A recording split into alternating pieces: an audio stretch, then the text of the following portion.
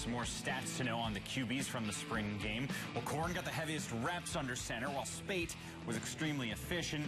Statistically, it tapers off from there for Morris, Brandon Peters, and Alex Malzone, as all 5 young men are jockeying for the starting job. For more on this, we bring in the person who knows Michigan football better than anybody in the country. It's Angelique Chengelis from the Detroit News. All right, Angelique, with any spring game, it's kind of sometimes hard to really take stuff away. You're still 4 or 5 months away from the season. You don't have your true freshmen in. People might be injured, yada, yada. That being said, what was the biggest takeaway from this spring game? The biggest takeaway in my mind, Mike, is that they feel really good about the quarterback situation. Even though no one has separated yet, they've got a 3-man race with Wilton Spate and John O'Corn and Shane Morris. And, I think Jim Harbaugh and Jed Fish feel really good about where they are. And they're in no rush to name a starter. They're going into preseason camp thinking it'll be a few weeks before someone does separate. And I think Wilton Spate really had a nice spring. They all did. I mean, I don't want to say one was better than the other because I don't think there really was one. And I think it's going to be an unbelievable battle going into the fall. And in pencil, I would still have John O'Corn, the Houston transfer, but I think the spring proved that could change. Well, that's what I was going to go next was. It seems like O'Corn was the leader going into the game and got more snaps, more passes, but Spate seemed to be perhaps a little more impressive. But you still think there really is no pecking order yet? No, I don't think there is, and I would actually call them 1A, 1B in my mind. And, I think what Wilton has had a really solid spring, and people who have gone to a lot of the practices that we were not, that were not open to us, the media, told me that he's been very smooth and he's been very consistent and, not as mobile as the other two, but he showed he's got some wheels in that spring game. And, I think that's what John O'Corn, I think he is very versatile, O'Corn is. I think he's got the ability to run. He really can. If something's breaking down, the play breaks down, he can make something happen. And I also thought we saw Shane Morris able to do that too. And they used him in some different ways on Friday night.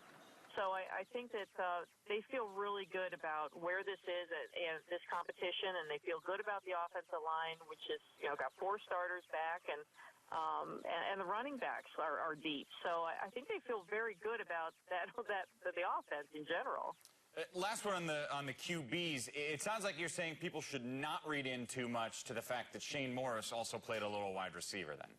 Well, anything's possible, right? I mean, Devin Gardner a few years ago played receiver, and that was a nice move for him before he went back to quarterback. So I think anything's possible. I don't think you take a whole lot from the spring game. I think that's always, you're cautious about what you see there and what you think you're going to see in the fall. But, he's part of the competition. I mean, and he's learned how to throw with more touch, which was always the knock on Shane Morris. So he's worked hard. He had that redshirt year last year, Mike, and came back determined to win the starting job this fall.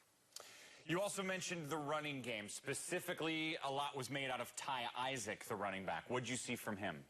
He's definitely improved. I mean, he lost a little bit of weight from last year. He was a little bit shell-shocked last year. He didn't play the second half of the season. He had a couple fumbles in the Maryland game, and he got the start, and really didn't materialize much after that. And said in this fall, he said that he was humbled last year, and he definitely looks more determined and looks more the part. And I think they feel very good about Devion Smith as their lead back, and behind them they've got Drake Johnson, who's now pretty much fully healthy from his second ACL surgery, and then Isaac looking as good as he did, and the 2 early enrollee freshmen. So I think that they feel like they finally have some depth at the position, and Devion is the lead back though, and certainly had a very good bowl game to use as a springboard into this season.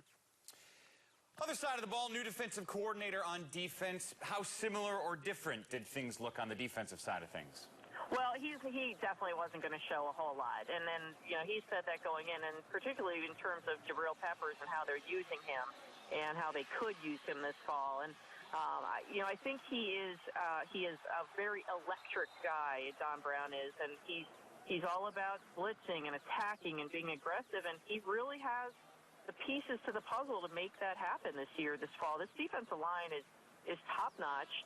I think the defensive backfield is as good. At the linebackers, obviously, question mark. They lost all their starters from last year, but they have some very talented guys coming back. And and even an early enrollee freshman in Devin Bush, who I think can really get on the field a lot this fall, Mike. So Don Brown was going to keep it pretty vanilla, though, on Friday night, and went to about 5 practices this spring, and the players have really embraced him and really responded to him. And he had the best defense in the country last year, Boston College, and they noticed those things, and he's really endeared himself to those players already. Most importantly, do you still have the tan from the Bradenton visit? No, I want to go back. I'm all for spring practice in Florida. I don't care what anybody else says. Angelique Chengelis, always great. Thanks for the insight. Thanks, Mike.